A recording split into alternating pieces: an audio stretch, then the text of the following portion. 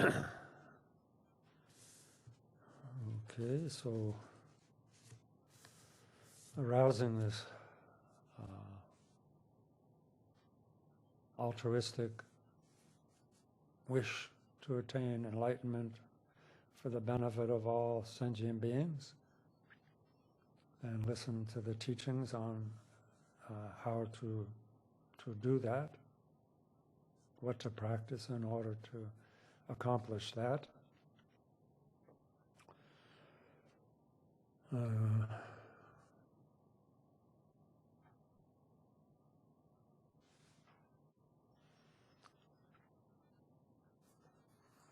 So we are in the chapter on diligence, which makes the first of the first chapter of the last three chapters, which if we take the whole text according to the way that Palto Rinpoche taught it, he divided it up into as like a commentary on the four-line stanza. Supreme Bodhicitta is so very precious, where it has not yet arisen, may it arise, where it has arisen, may it not decline, but evermore grow and flourish. We can also, because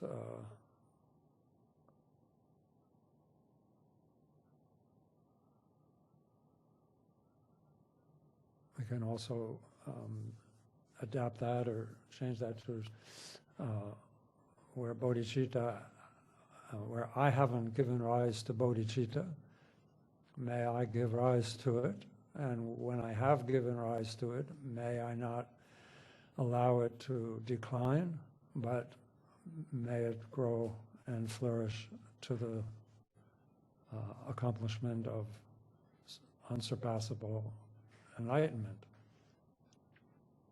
Even if you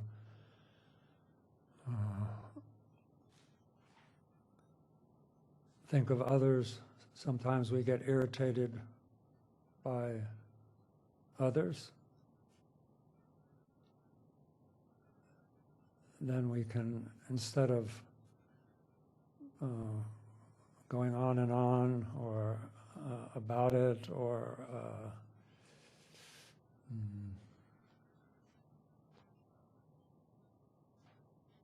basically, as a bodhisattva, we may wonder, what do I do when I notice that I'm really annoyed at someone or some situation? Well, then you can even just recite this.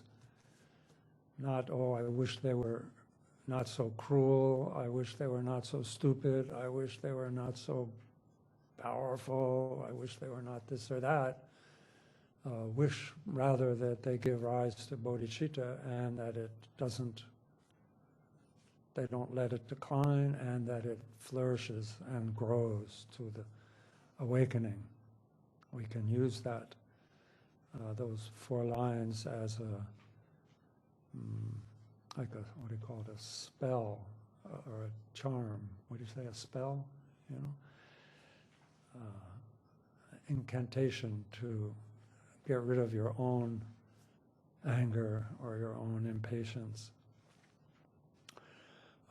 So then as we learn this in order to put it to practice, which was the intention, is to learn it so that we can put it into practice, then we always need to refer to the first chapter and recollect and study and read the first chapter probably regularly, so that we become oriented towards bodhicitta by appreciating and reflecting on the benefits and as it says here, the excellence of bodhicitta. The chapter, the original, is the benefits of it. So if we forget the benefits of bodhicitta, we're much more vulnerable to going off the rails with our habits,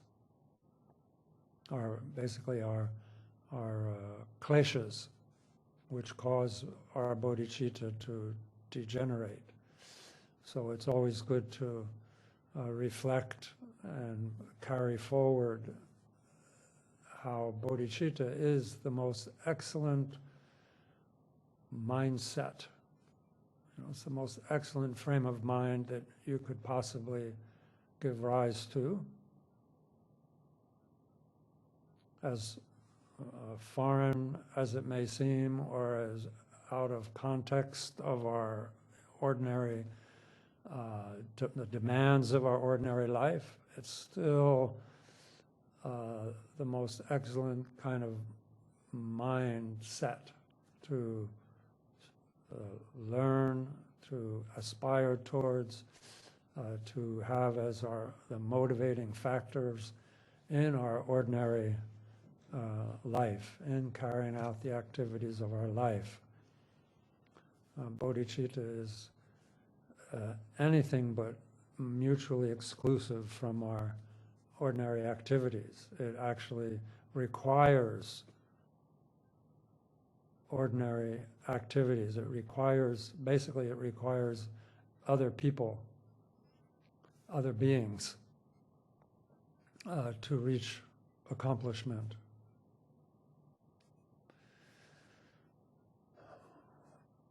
We can't attain enlightenment on our own. We need others. And it's right in the beginning, in the second and third chapters, where Shantideva introduces the practice of generosity as the first of the transcendent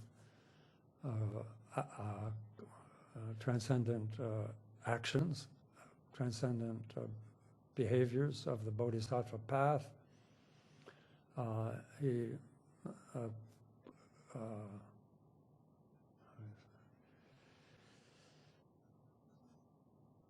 As an example, he is showing how to make offerings, principally mental offerings. And that does, of course, the first chapter about the benefits of bodhicitta are also about a mind, a mindset, a frame of mind, this aspiration to attain enlightenment for the benefit of others, all others. Then generosity is mostly imagination, mental. And of course, mental offerings have the potential to be infinite. So they're much more, there's much more virtue and merit associated with mental offerings. But again, the emphasis is once again on the mind, that the mind is paramount. Actually, the practice of generosity and bringing generosity to the level of being a paramita, of being transcendent, means a mind that gives without clinging. So even generosity and all the other paramitas become transcendent or become paramitas because of the mind.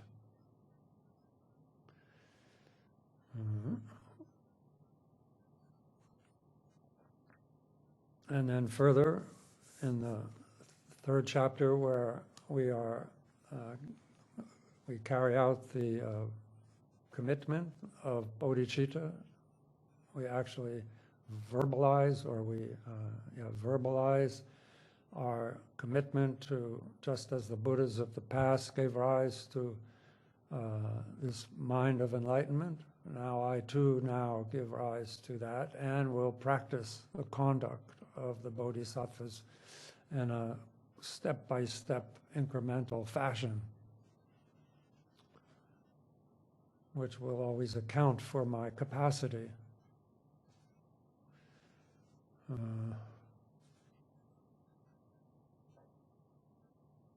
And so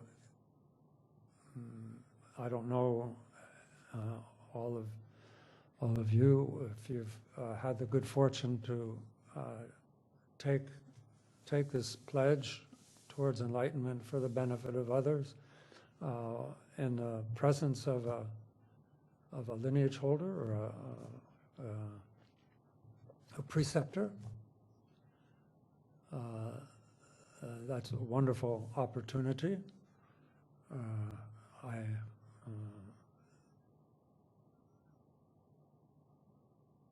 But fundamentally, you are not the preceptor, or the person you take the vow with is acting as more of a witness to your commitment.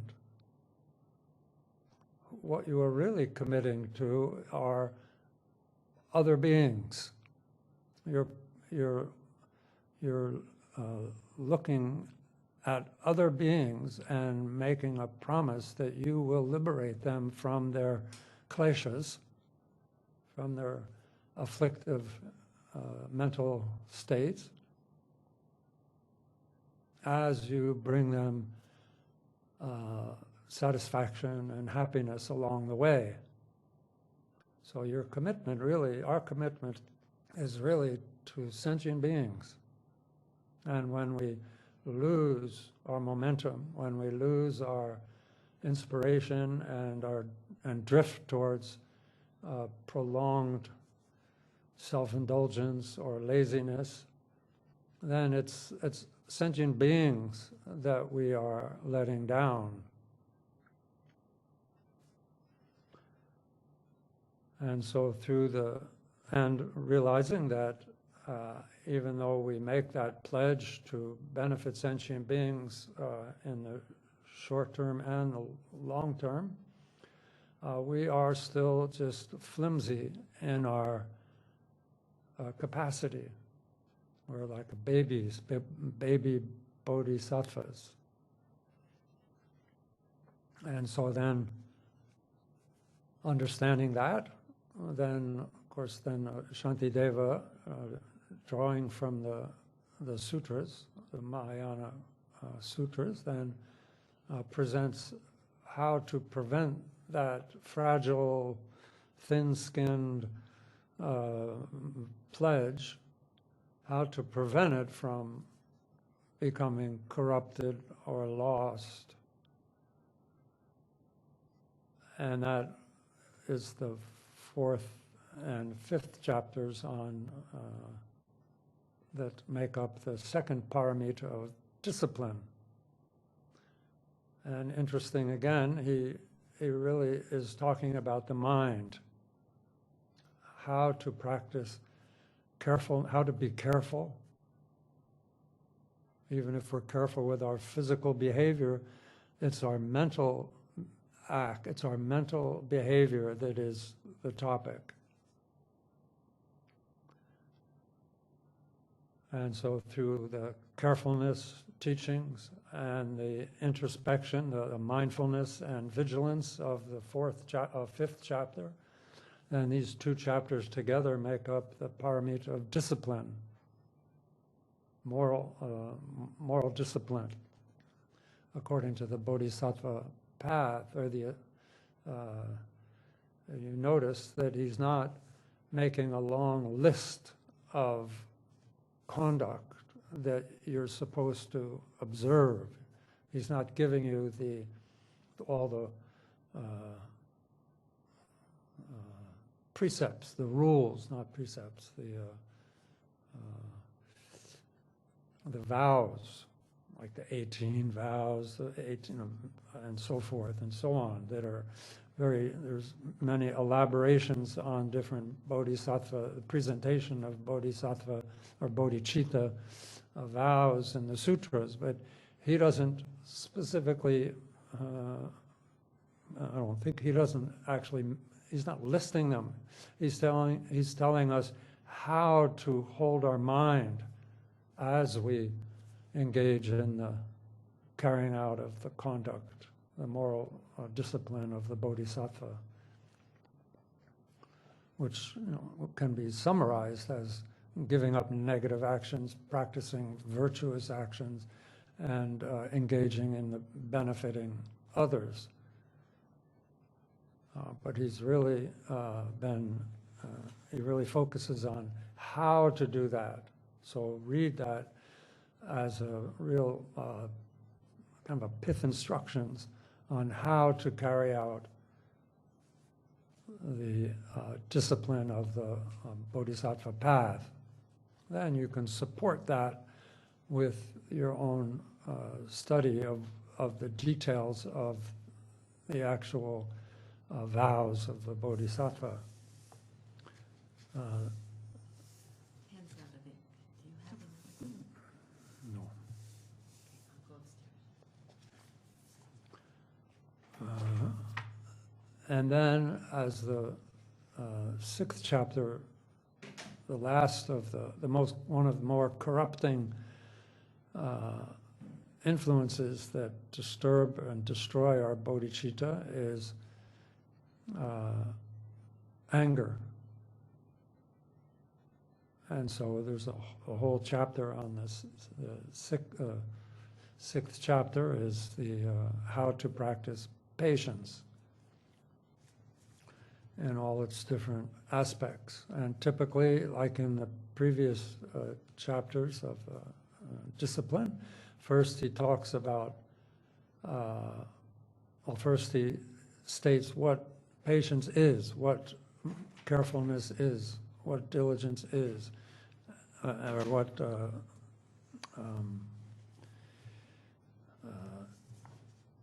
vigilance is, and carefulness, and so forth. And then also he next goes through the step of explaining or giving us something to reflect on as to what the disadvantages of not having that quality, what the disadvantages of carelessness are, what the disadvantages of a lack of mindfulness or lack of introspection, what the disadvantages of anger are. And so it's always important to reflect on those things, to take care. It's like the safety net. We need to know not just how to practice something and the benefits of that practice, but what are the disadvantages of not practicing it. It will provide kind of a cognitive sensitivity to our practice. And similarly with diligence. Diligence, as where we are now, is a joyful enthusiasm for virtue. And the contradiction or the contradictory attitude of diligence is laziness. And so for Shantideva, then according to as it's taught in the sutras, outlines there's three targets to antidote that fall under the category of laziness. And one is kind of being always kind of obsessed about or driven towards busyness, being busy and postponing, training your mind in bodhicitta. This is all about training your mind in bodhicitta. It's not necessarily about what kind of a person you are. You can be very diligent in many things, but here it's specifically about, here we're in this last of these this section. Here it's about how to bring bodhicitta to full measure, how to bring it to, how to cause it to flourish. And what prevents it from flourishing, even if it's not corrupted, what prevents it from flourishing is a laziness.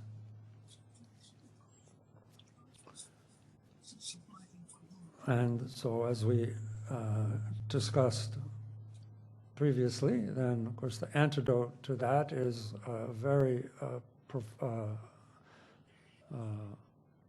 pointedly profound meditation, contemplation on impermanence.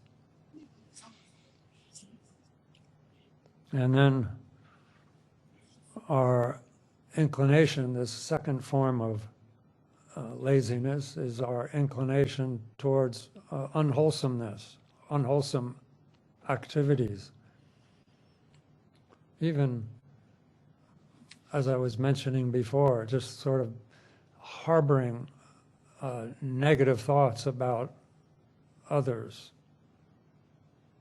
and kind of almost relishing negative thoughts, negative speech, and negative actions, sort of being very sort of attracted to negativity, sometimes even thinking that it's the right way to go. And so that is antidoted by concentrated reflection on the joy or the benefits and joy of bodhicitta and dharma practice in general, and specifically on the bodhicitta. And then the third form of laziness is kind of a defeatism, kind of depression and defeatism, that you're sort of an unworthy practitioner of bodhicitta, and kind of have a self-deprecating habit. And you kind of collapse in on that and abandon the training. And so then Shantideva then gives us many verses on how to bolster our self-confidence, our self-worth, and how to and many verses of encouragement. So these are very useful. So those are all the aspects, the teachings on removing counterproductive conditions to diligence. And so now we come to the second part of the chapter on implementing, how to implement, or the implementation of favorable conditions for diligence. And that begins on with verse 32.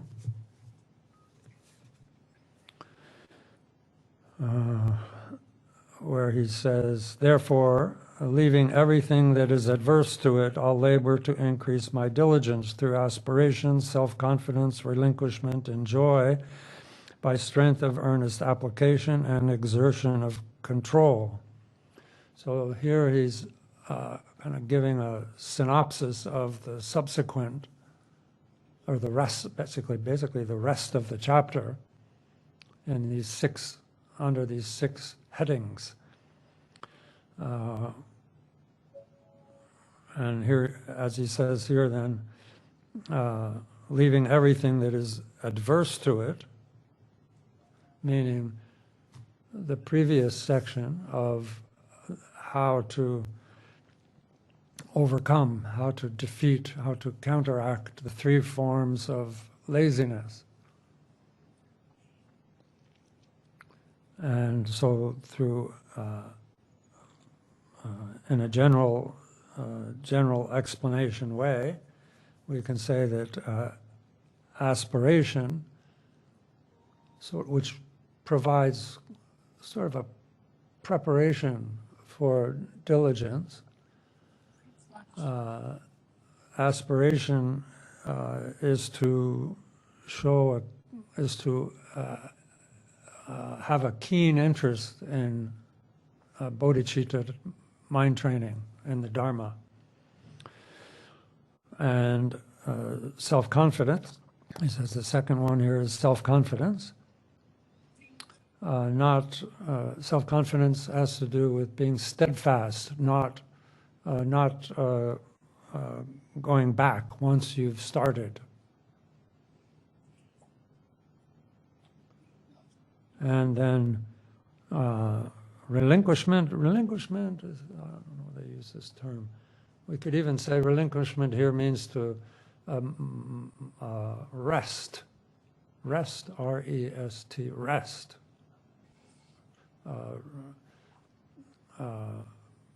Basically, it's being moderation. When it's called for, in order to refresh yourself. Knowing that's diligence, also falls under the category of diligence. Here it's called relinquishment, I don't know translation, but, and then of course the fourth is joy, which is to really take pleasure in what you are doing, which means taking pleasure in virtue, getting excited about searching for new ways to practice virtue. Okay, so that, and then the last line, by strength of earnest application and exertion of control. So these have to do with, sometimes they're introduced as sort of supplementary to or supporting factors for the previous four. But the earnest application has to do with becoming devoted to overcoming the kleshas. And then exertion of control, well, this has to do with, it's more like becoming a master of your body, speech, and mind. I don't know. And that, of course, is through the practice of, as previously we talked about, carefulness. Okay, so then we'll go into that. So, and then on verse 33,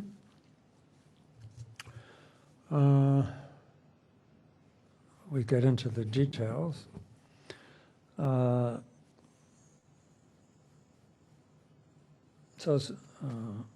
boundless evils of myself and others, I must bring them all to nothing, even though a single of these ills may take unnumbered ages to exhaust.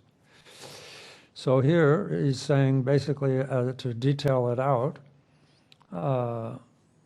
since of course he's saying, Shantideva is saying, or I'll speak, since we've taken this commitment to serve sentient beings, both in an ordinary way and in an extraordinary way, by freeing them from their kleshas and escorting them carefully to their own awakening. Since I'm a cultivator, a trainer in a bodhicitta, then I must reduce all my kleshas. I must bring them all to nothing. And in order to do that, I must be diligent.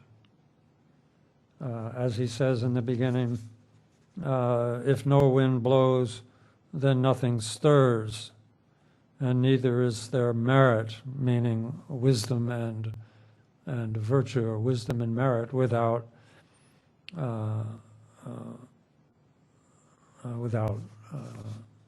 diligence. So in order to do that, then even though a single of these ills, even one klesha, may take unnumbered ages to exhaust, I must fulfill my promise to all mother sentient beings.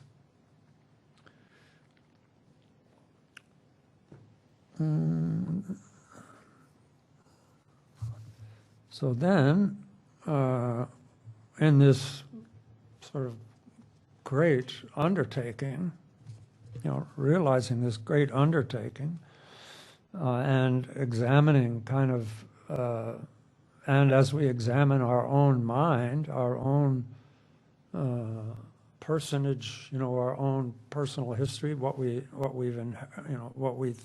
think of ourselves, then he's saying here, and if I find within myself no sign that faults are even starting to be cleansed, why does my heart not burst asunder, destined as I am for boundless pain?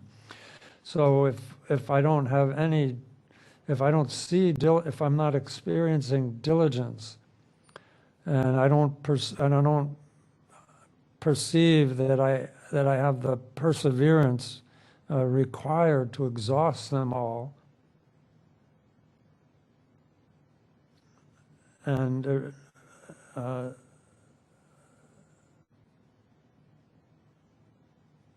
then basically I should have like a heart attack.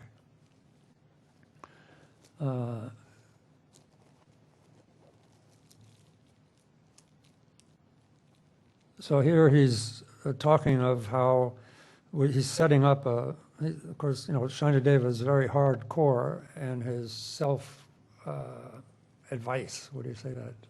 His self-counseling. But here he's showing how necessary it is to free oneself from these faults, from the faults of kleshas. I mean, as he mentioned in the previous section of counteracting self-deprecation and so forth, if we really examine, we have this golden opportunity that we have, that we find ourselves in. But then when we look at our mind and say, wow, I've got a lot to do, then we should spin that in such a way and reflect on it in such a way that we get moving, that we empower ourselves through this. And so then in the same spirit, he says, good qualities for my and others' sake, though they be many, I must now accomplish, even though for each of them I must endeavor for unnumbered ages. So it's going to take a long time. It's going to take a long time for me to uproot my kleshas, my afflictive states, and it's going to take a long time for me to acquire, to aggregate all the qualities that will enable me to benefit myself and others. And so I must endeavor for unnumbered ages, meaning that I really need to begin to acquaint myself with the causes of these qualities.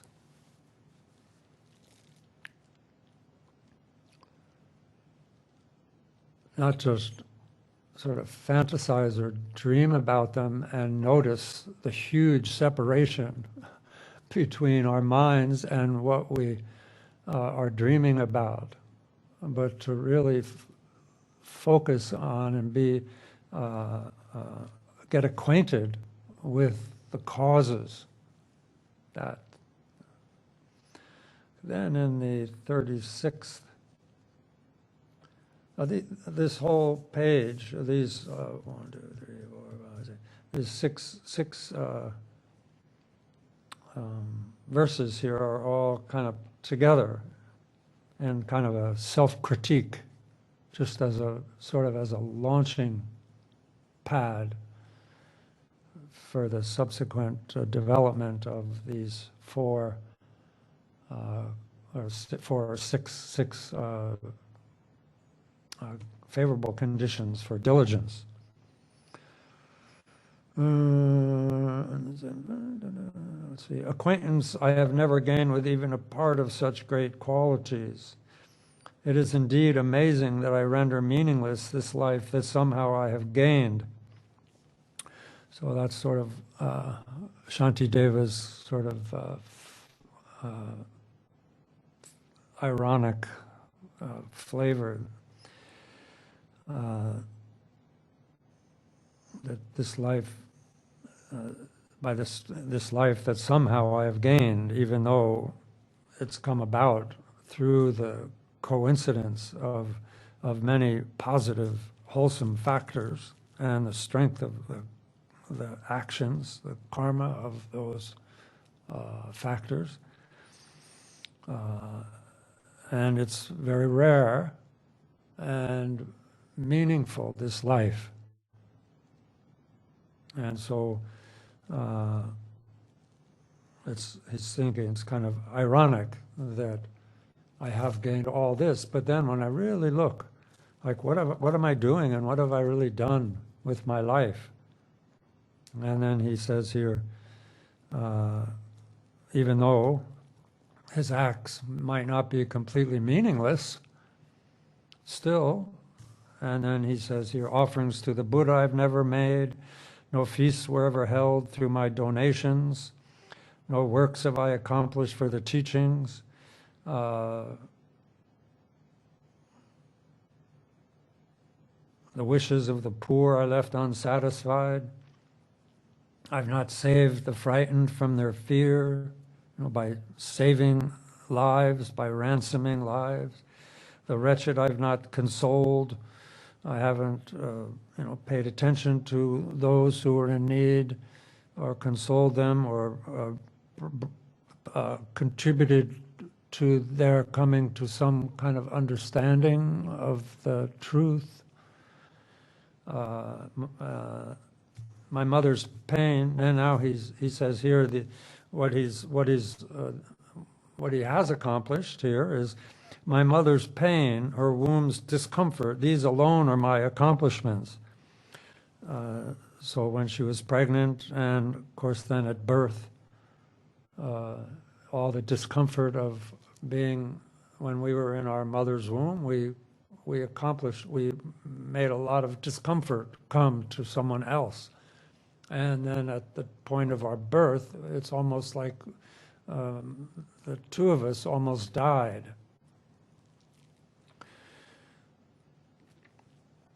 And so with this free and advent, all the advantages and freedom of this life, I haven't really achieved yet my full potential.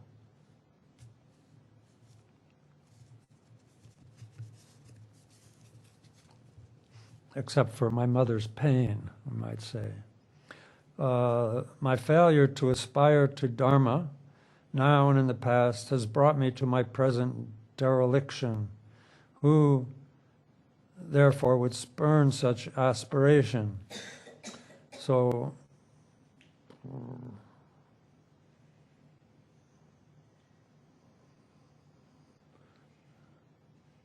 sometimes we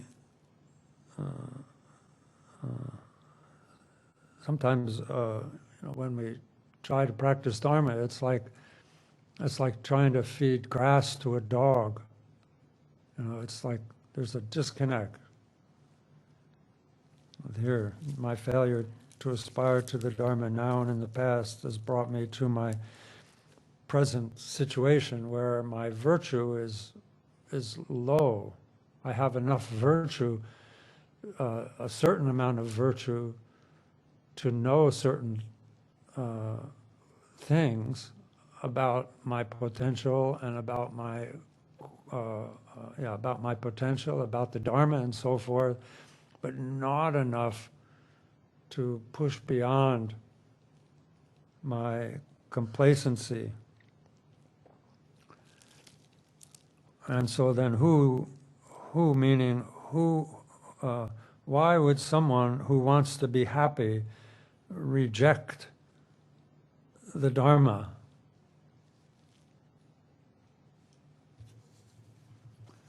Which kind of segues into this first force, or this first power of the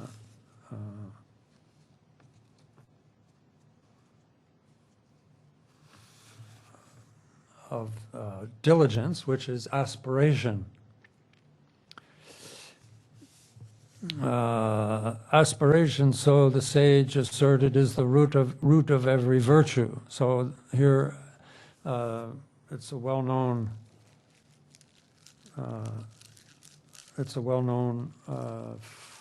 quote from the Buddha that aspiration to the Dharma is the root of every virtue, meaning all those factors that lead to happiness, higher rebirth, liberation from samsara, and to unsurpassable enlightenment.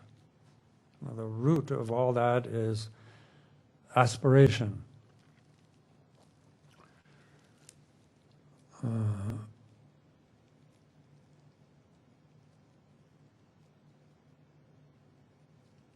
Then, because this has to do with, I'm not going to, this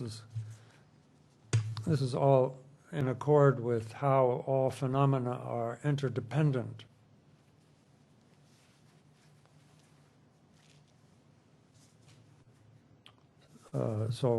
Let's see, aspiration, or so the sages asserted, is the root of every kind of virtue. Then aspiration's root. So what is the root of aspirations, we may ask? It's starting to interest me. So the aspiration is the root of aspiration is a constant meditation on the fruits of actions. In other words, here the power of aspiration, the force of aspiration is created by gaining a broader and deeper understanding of the ripening effect of actions, karma. And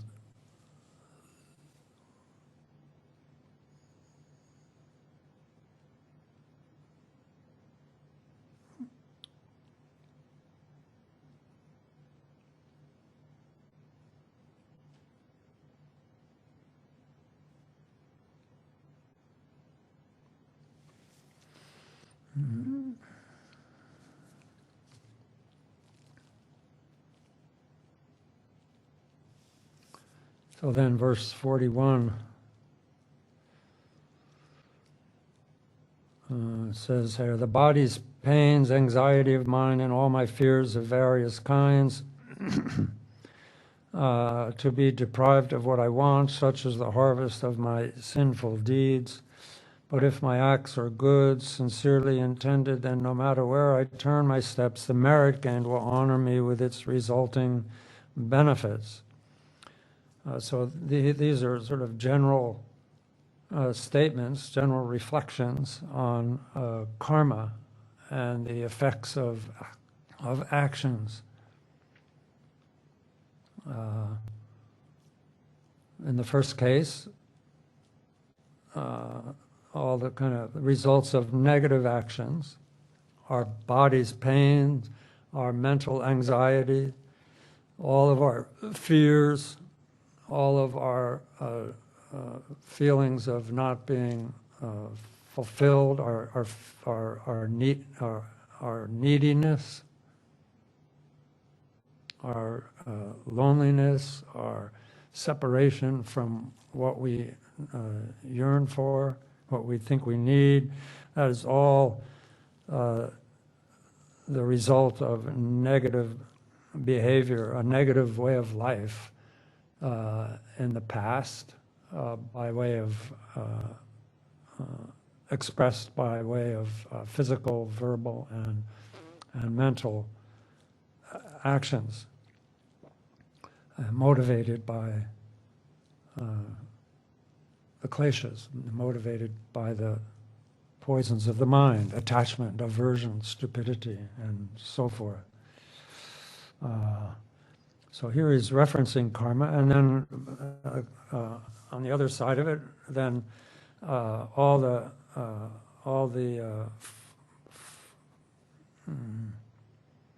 actions that have been motivated by good aspiration, sincerely intended, and then my acts and my speech and behavior with that sincere aspiration.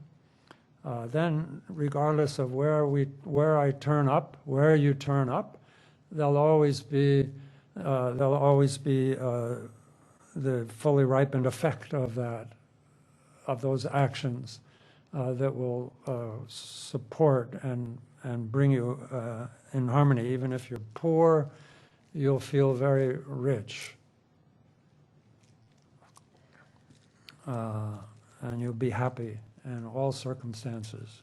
And that has to do with, just to give you some, I don't know, just you've contemplated karma, you learn about karma, but just to bring it out, since it is considered to be the method to arouse the aspiration that is the force for diligence. The more we understand the relationship between causes and their effects, the more powerful we will make our aspirations, the more we will be inclined to make aspirations. Since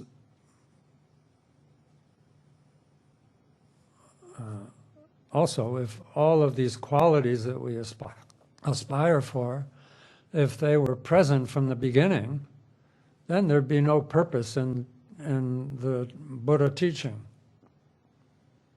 Just as a kind of a footnote to, like the day before yesterday was we could say this week is the celebration or the commemoration of the Buddha's first turning of the wheel. And the Buddha wouldn't have taught if there was no listeners that needed the teachings. So we shouldn't feel as though we're special because we're so destitute, so troubled. Like, oh, I got too many troubles, too lazy, too this, that, and the other thing. We're perfect for the Dharma. We're the perfect victim for the Buddha's teachings. So that we should reflect on at the appropriate time again as well.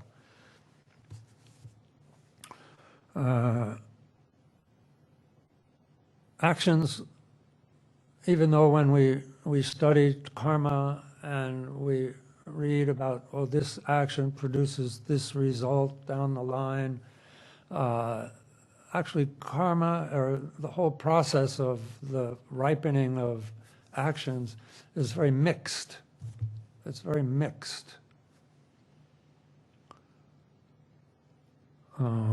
There's some karmas, some action, I'll say karmas. There's some karmas that fall into the category of propelling one into a situation. Whether it's just in this life or in the past and in the future, that there'll be a karma that will ripen with a force that will propel us, that'll kind of determine, if we want to use that word, it'll propel us into a certain situation, and then we could say an environment or a condition. In kind of broad terms, could be, poverty, could be luxury, could be a worm, could be a animal, could be a god, you know, and that's how we go there, is through the karma of an action that functions as a propellant. And then there is the actions that are called completion, that they complete the actions, and that karma that ripens in that environment that we were propelled into accounts for how we experience that. Like we have all the virtue, perhaps, of being happy when, through previous negative karma, we're propelled into a difficult situation, but we experience it according to another whole aggregation of the fruition of karmic acts. I mean,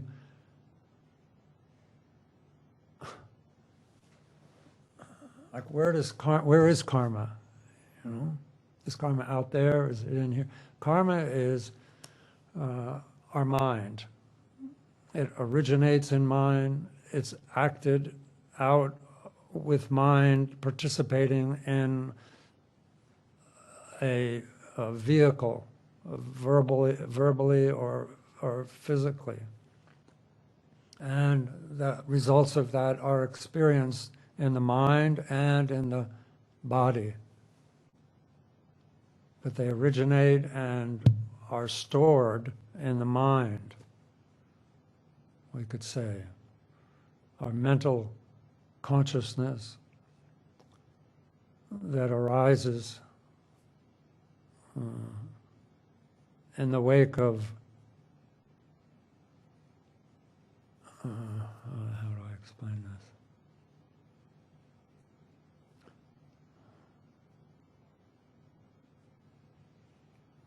Of course, on an ultimate level, maybe I'll start here. On an ultimate level, there's no such thing as karma. On an ultimate level, there's no such thing as kleshas and the 6 realms.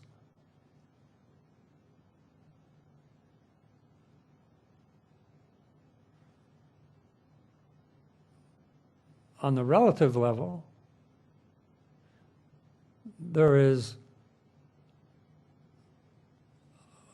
an ultimate level. We have a mind that is awakened to its absolute nature, where karma, there's there's no reference point where karma would operate from. It's completely open and has the qualities of wisdom and radiance, or compassion or radiance. So there's no ground for karma to adhere to. Not recognizing, not realizing that, then there is this ground that is experienced. Almost, we can say, right immediately in our non-recognition, or our not realizing or not recognizing that absolute nature of our mind, we posit, we create a point in space. And we identify with it, because it's the only thing around, as an I. We own it. And as soon as we adhere to that I, then there arises other. There arises the experience of I.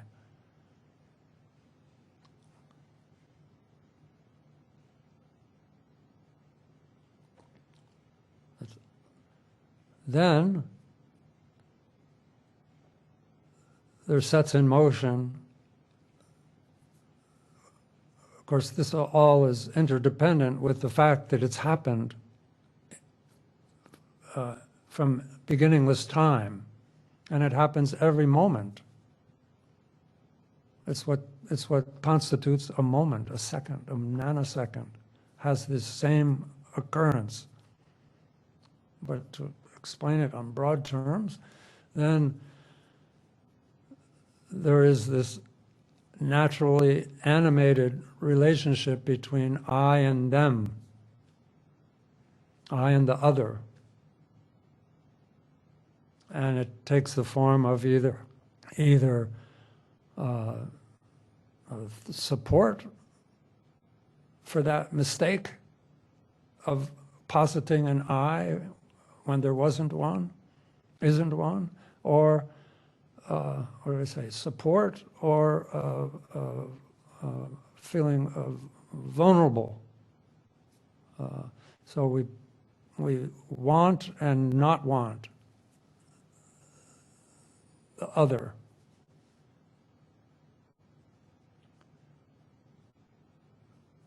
On the basis of that, this is all interdependence, yeah? Dependent on not recognizing our absolute nature arises an I. Dependent on that I arises I's experience of other, outer and inner.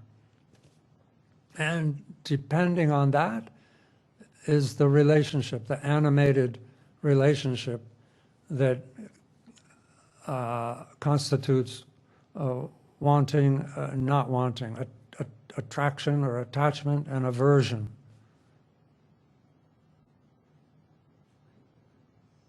And always haunted, shadowed by this underlying original ignorance,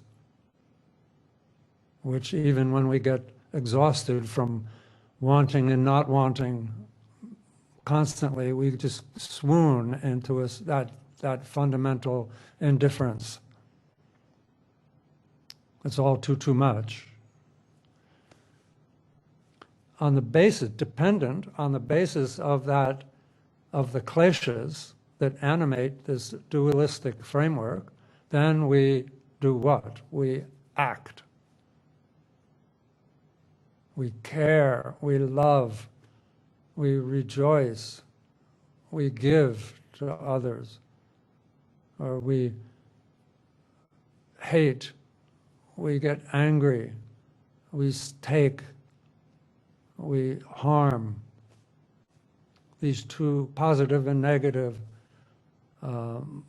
modes of interacting with others, always dependent upon these kleshas. Then what happens? Then, now, we experience the results of those actions. And that's called suffering.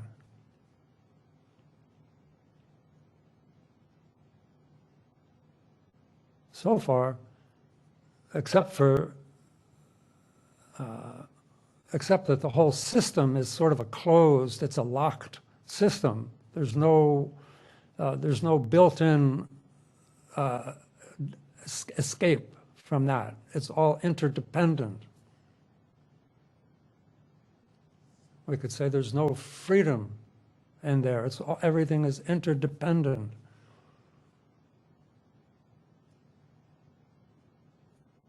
And so through actions and then reactions, and then so this shell of that inner experience of delusion and the kleshas is all, there's this whole performance of karma taking place. And it's infinite. There's again, it's not a linear thing. It's all interdependent. It's not even a circle. Circle sort of is just sort of a symbol of kind of beginninglessness. Everything is interdependent. There's no first cause. There's no creator that created it all. There's no sort of universal energy that everything arises from. Everything is dependent on something else. This is, of course, this is a Buddhist view.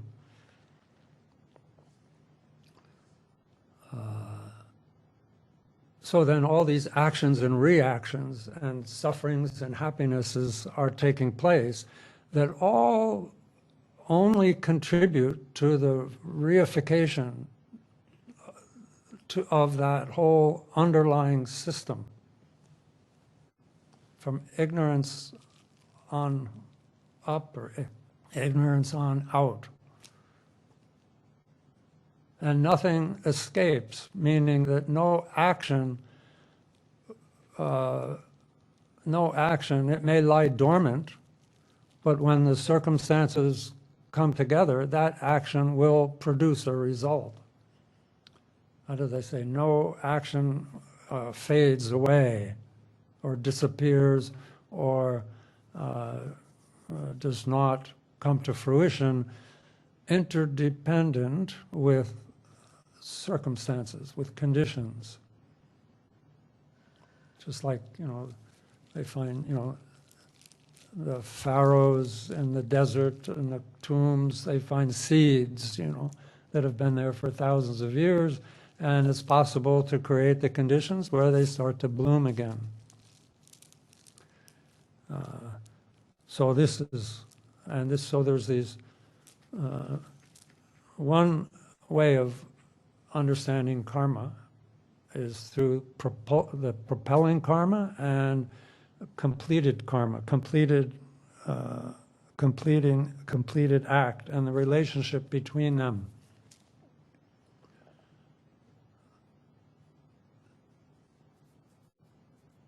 Then there's another, and also, as Chikme Lingpa says here, that it's impossible to know what the actual cause of an experience is. Even though, there's all these texts on, well, you do this, you go to hell, you do that, you go to heaven, and, that's a way to begin to kind of get inside the whole concept of interdependence and the infallibility of our actions. It does boil down to positive and negative and neutral actions.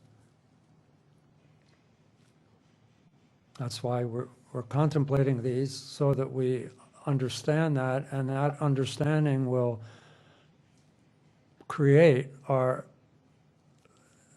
power of aspiration. Where was I?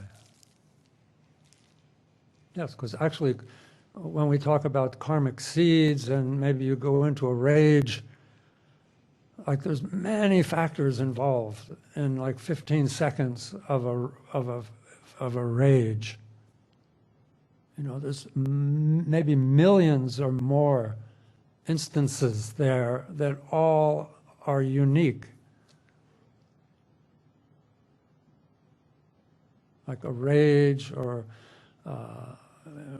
being in the throes of adoration or something. They seem like a thing, but they're actually composed of countless, you could say, let's say, multiple parts. Each one had a beginning, a duration, and an end.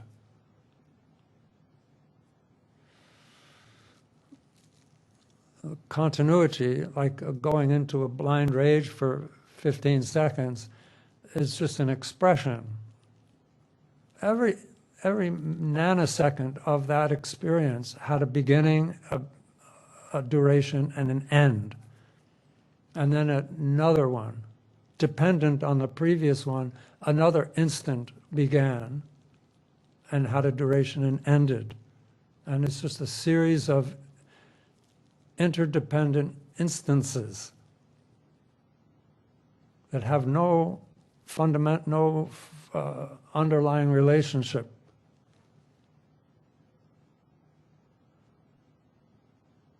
They're all interdependent. That's why we can get over things, usually too late, but we can get on top of it through the Dharma. Shorten that time. Okay, Another aspect to contemplate with karma is what's called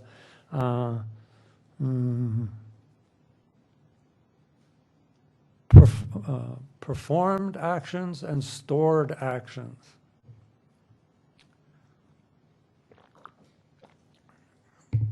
I mean, you've already heard these, but this is just for the record, just for the to support your understanding of karma. There's performed actions, and this is and stored actions, and this also has to do with kind of determining the kind of the gravity of positive and negative actions.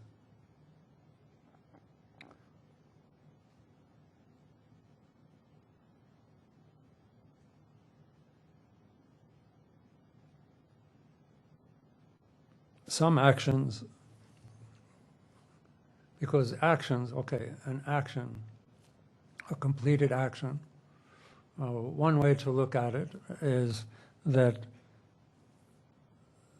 it needs to have a continuous intention accompanying it, and there has to be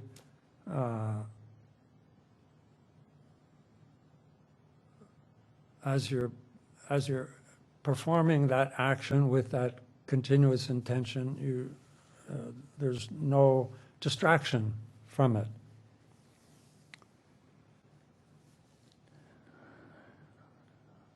There's a kind of you take that intention and then you act with determination, say determination. And then there are no counteracting factors, or there's no counteracting measures involved.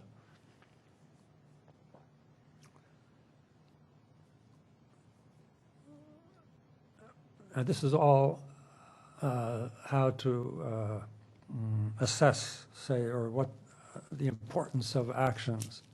Then this last two is the object or the field of those actions. This intention, determination, and no contradictory or counteractive factors, forces. And then there's the field. There's what's called the field of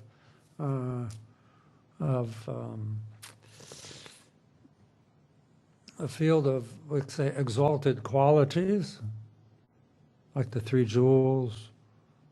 And then there's the field of compassion, meaning sentient beings that are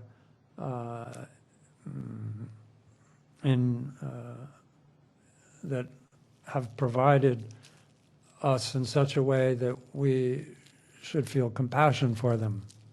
Our parents, our friends, parents, all sentient beings, but then especially, because we're assessing the significance or the importance of karma, then the more heavier the field, like the more heavier, like your guru, your living guru perhaps, is very heavy, your actions. So your intention, your determination, and there's no neutralizing force on your actions, then it becomes a very heavy action with a heavy outcome. Similarly with your parents and those who rely on you and those who are sick or destitute, like that, those people that are particularly vulnerable. We call them the vulnerable population, I think we call. So there's more weight. It adds more to the action. So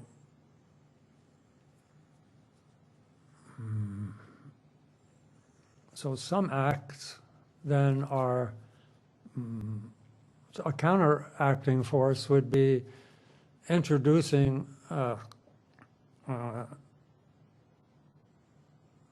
like in the middle of your act, say if it's an act positive or negative, you have regret. You regret a wholesome act, a virtuous act, perhaps. Then that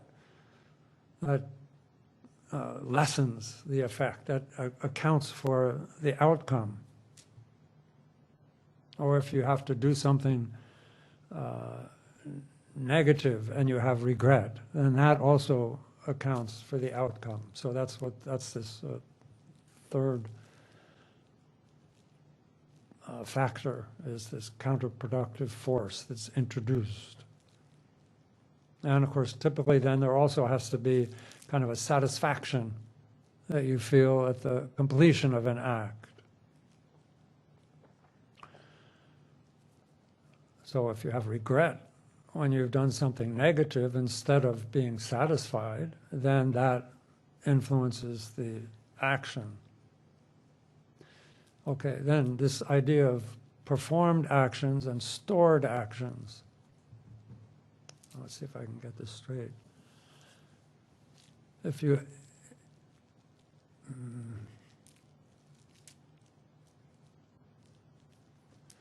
have the intention to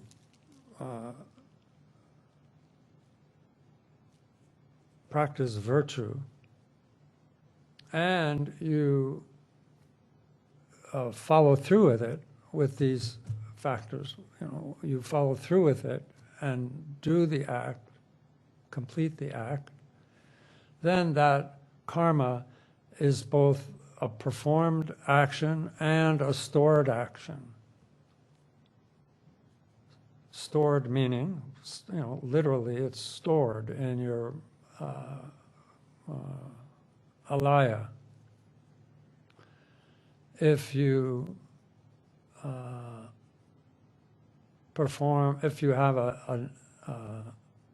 a positive intention, but you don't perform, but you don't complete it,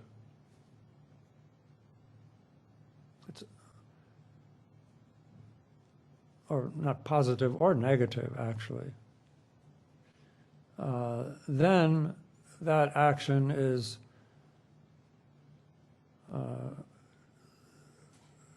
that karma, that seed of that karma becomes stored, but it doesn't become a performed karma that will ripen as a fully ripened, performed karma.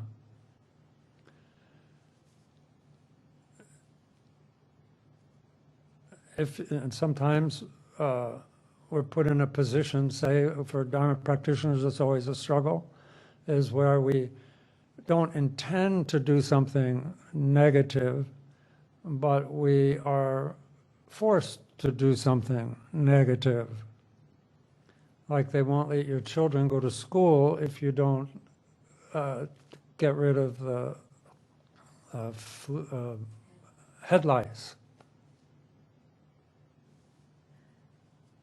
Or you're a householder and you have to maintain the integrity of your house.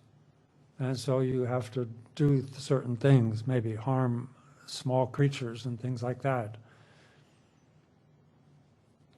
So then you're introducing that kind of a thing where you do have the karma of performing an act, but it doesn't become a stored act.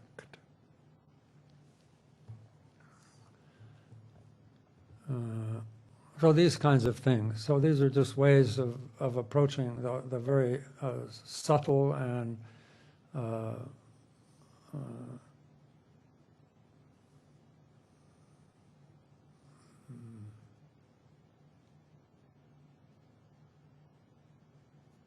karma is very,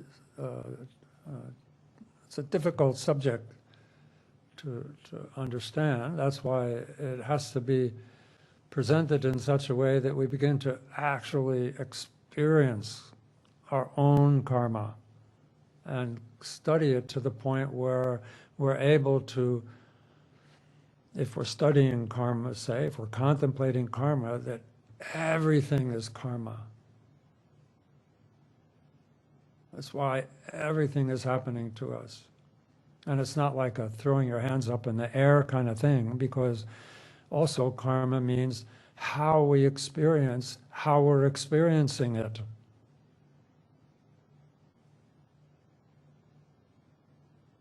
We get irritated, and we notice we're irritated. We know there's such a thing as patience, and we're interested in patience. Maybe we know there's patience, but who cares? And you just indulge second after second after second. And you know there's some, so then some stored karma of virtue can be activated, and you may be able to then antidote a negative act through your understanding of karma, and where, I don't know, we have this Western idea of free will. I don't know if people are still as interested in it as they were when I was, maybe in universities or intellectuals, philosophers and stuff, but like at what point do we have freedom?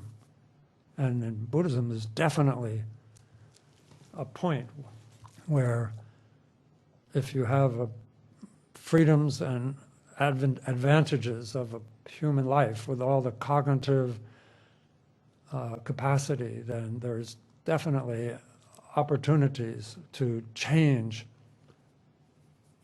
one moment from becoming similar to the previous moment and make it completely different. And change the course of your stream of consciousness. Your karmic pattern gets altered radically. And moments of emptiness then completely interrupt and obliterate a certain chunk of stored and performed karmas from ripening.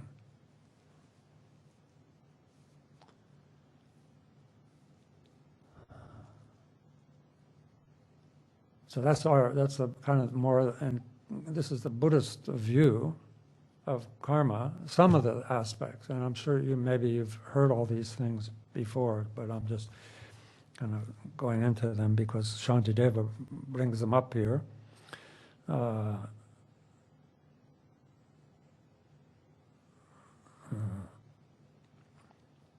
And now here in the verse to go on here,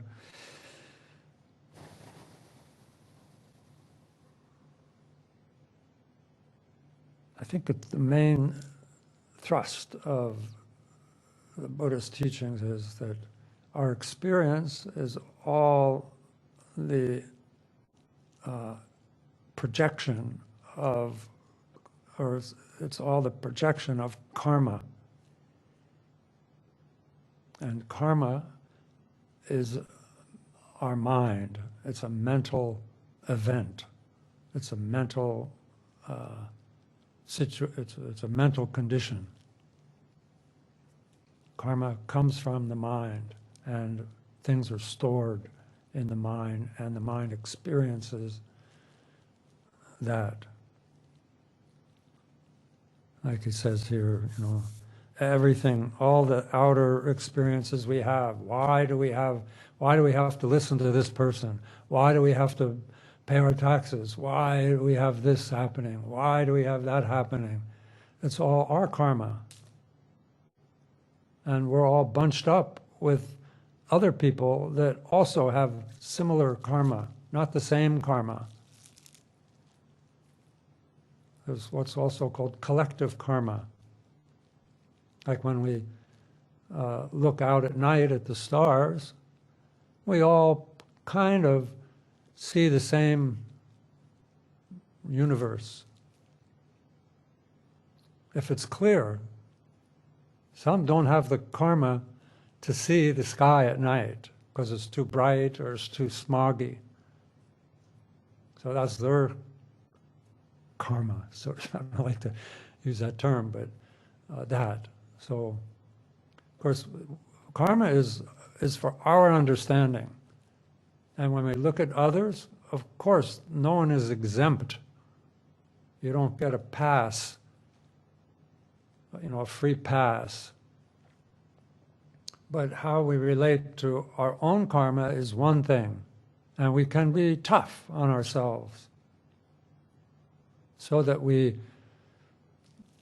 are driven to this point of freedom where we can change.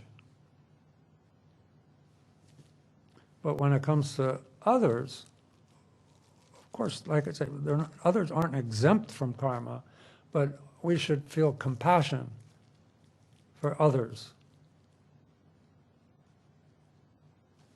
especially when they're suffering. The Bodhisattva have compassion for all beings, even happy beings or suffering beings. Because his compassion, the Bodhisattva's compassion, is directed towards their this all-pervasive compassion, or all-pervasive suffering, the suffering of believing in an I when there is none. That's the target. That's what's the, I don't want to say target. That's what evokes the compassion of the bodhisattvas. So then everyone is equal. There's an equality, equanimity, or an equality to the compassion of those with great understanding. It's not, I mean, samsara compassion, everyone in samsara has compassion for some people, other beings that are suffering. Birds and animals and so forth, they have a capacity to be compassionate to for their children or whatever, when they see. And people, of course. But that's what's called samsaric compassion. There's not this great compassion of a bodhisattva that's equal. Okay, then here, verse 44. Now he's talking about both where all karma is virtuous, all systems are on the wholesome side. The propelling karma is wholesome. The completing karma, the fully ripened effect of actions are wholesome. The performed karma is wholesome. The stored karma is wholesome. When that ripens, then verse 44 is talking about basically a pure land. Through virtue, like real unadulterated virtue, I will rest within the cool heart of a fragrance-spreading lotus with splendor, nurtured by the sweet words of the conqueror. So I will be in a lotus, not a human body, and instead of all of the blood and all the inner body fluids sharing back and through tubes and so forth, then I'm nourished by the Dharma coming from the mandala of the Buddhas. Then, after being nourished in that way, from the lotus opened in the sage's light, in supreme form I will arise. So I'll be endowed with all the major and minor marks of the victorious ones, of Buddhas, to dwell the blissful Buddha's air in the presence of victorious ones. So then from that experience then, and then in that pure realm of being part of the pure mandala of a Buddha, then I will accumulate virtue and purify my aspirations, make my aspirations more and more grand, and develop all the qualities that will enable me to intentionally enter into the lives of others who are stuck in samsara hopelessly, and through the flourishing of my virtue, then be able to lead them out of their situation, out of samsara, escort them to the Bodhi tree and prepare a mat for them to sit on, instruct them well, and then let them attain awakening, like that.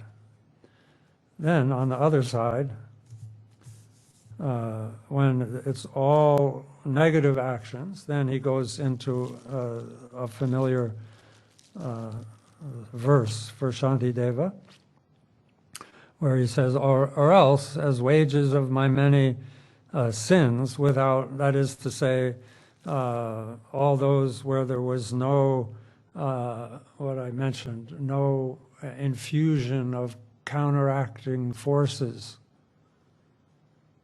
no remorse, then my skin completely flayed, I shall be utterly brought low. So I'll be devastated by the misery of the fruition of those negative actions. And this is how I will feel. I'll feel as if my body is being, my skin is being peeled away by creatures of the Lord of Death, who on my body pour a liquid bronze, all melted in the dreadful blaze, and pierced by burning swords and knives, my flesh dismembered in 100 parts will fall upon the white-hot iron ground. Okay, so no comment there. Then 46. Therefore, that's what we're waiting for. Therefore, I will aspire and tend to virtue, and steep myself in it with great devotion, with great respect.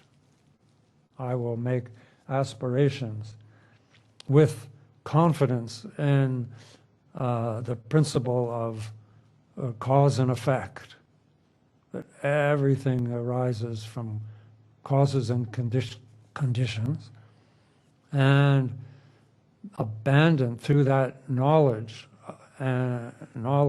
abandon almost instinctually, almost like how many times you put your finger in a fire, how many times you need before you learn not to do it. How much wisdom do you, how long will it take you, to put two and two together in that way?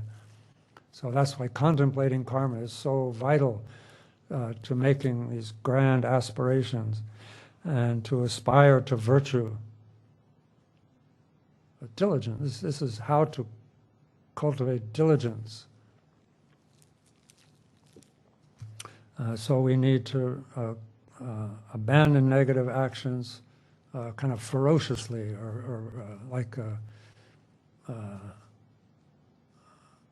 something that you have no interest in whatsoever. And that comes about by contemplating the misery of negative actions when they mature and aspire to virtue, and giving rise to a very focused intensity on diligence as being a joyful, what does it say, a delight in looking for ways to practice virtue. Not just being, I always say, new virtue. Most people, people we know interested in Dharma, they're good people, basically. We're all good people. But it's questionable whether we are just acting out of our good habits, good manners, and good habits, our upbringing, and so forth. There's some karma there, but diligence has to do with, diligence means, here we're talking about practicing and training our mind in bodhicitta, aspiration bodhicitta, the conduct, the engaging bodhicitta, and absolute bodhicitta, infusing everything we do as according to our capacity to know this absolute selfless nature, the lack of I, the lack of self-identity in all beings and in all phenomena, that wisdom, absolute nature. We need to bring all those, aspiration, engaging, and absolute bodhicitta. That's the path of the bodhisattva, and that requires diligence, or else we won't get anywhere. So that, even though that's, you can make a note, we're going to end there. It's kind of halfway through that verse, but the second half of that verse introduces the second force, which is steadfastness. And it says here, and with the, okay, well, we'll talk about this next time. It's already, it's going on to referencing other things that will take time. So we'll just end that there. So the idea here is to summon these favorable conditions. In this case, the first one, the condition of aspiration. And it comes about through an understanding of the interdependent nature of actions, causation, cause and effect. Okay? So maybe you have questions later, and you can text or write them to info at whatever, what is it, info at Amrita Seattle, or you can send them to events. What is it? Oh, Sangha at chaktugompa.org, Sangha at chaktugompa.org, or Amrita, or info at amritaseattle.org. Yeah. .org is the same, so that's easy. So yeah, this might provoke you, these teachings, so you contemplate them and then kind of get, like contemplation requires us to get kind of annoyed at a topic, you know, and to resist. And then through either your own powers of your own cognitive powers, seeing through it, getting it, you know, or through questioning. The point is not to have any doubt, and I'm sure I have a lot of doubt about karma, and I'm sure that's there's some parts of me don't accept karma. Some parts of me don't accept impermanence. Some parts of me don't accept suffering. And these are, in Buddhism, these are the pillars of truth. These are the pillars that hold up the whole principle of enlightenment. But still we have doubt.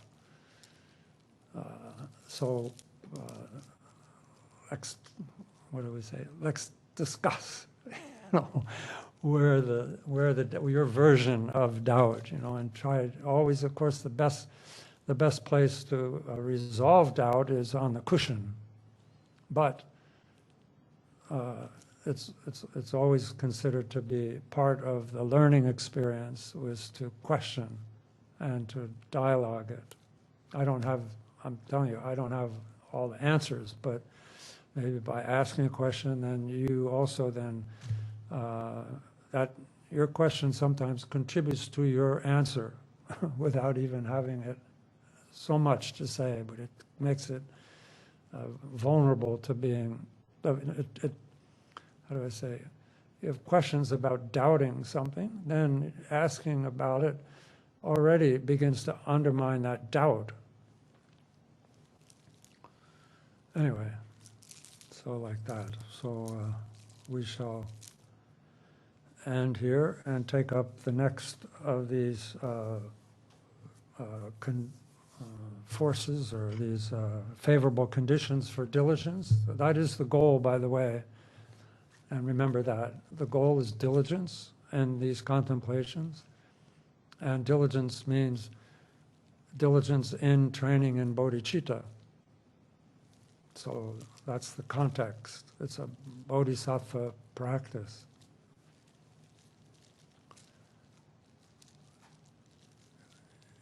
You might be much more diligent at something that's other than bodhicitta, or it's considered to be a provocateur of your diligence if you get paid a lot for what you do. Suddenly you have a lot of diligence and joy because of the outcomes,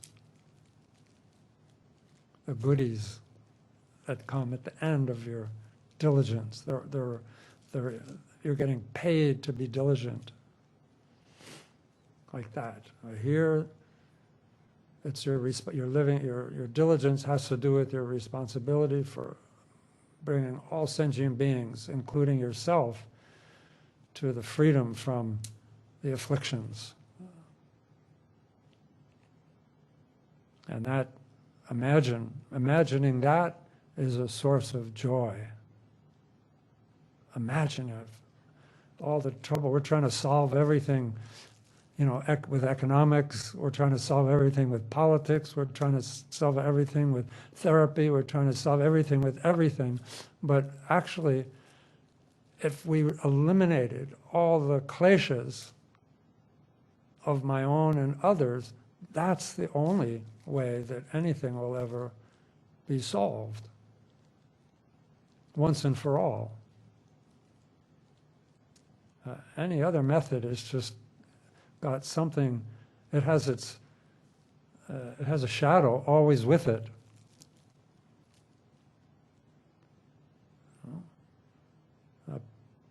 People thought that like making a plow was better than using a stick. So they threw away, and they made but now we've, and it's just one continuous improvement to get over the perceived suffering. Now we just create more and more suffering by getting rid of suffering on this outer level. So really come to terms with the mind. Learn the mind. Okay.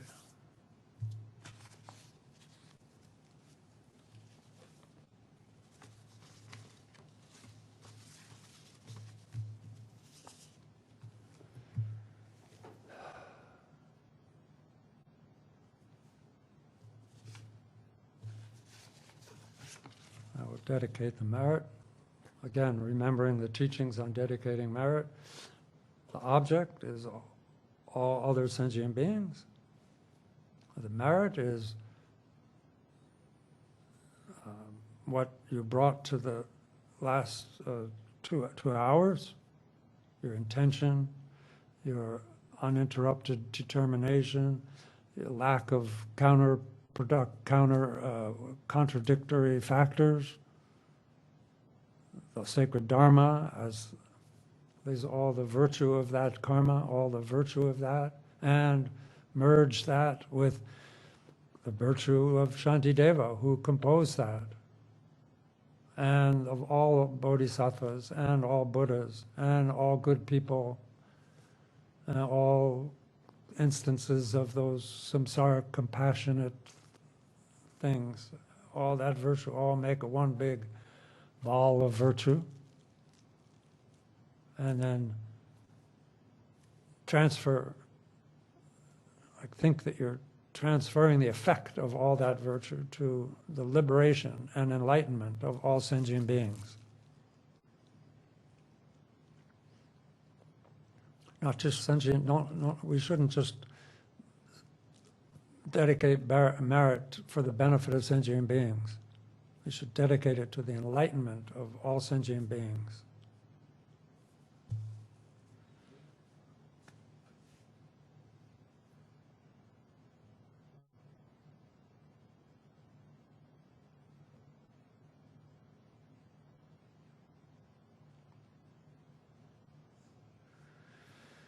All the virtue of this practice and all that is gathered throughout the 3 times, I dedicate to all beings without exception, so that they may attain Buddhahood.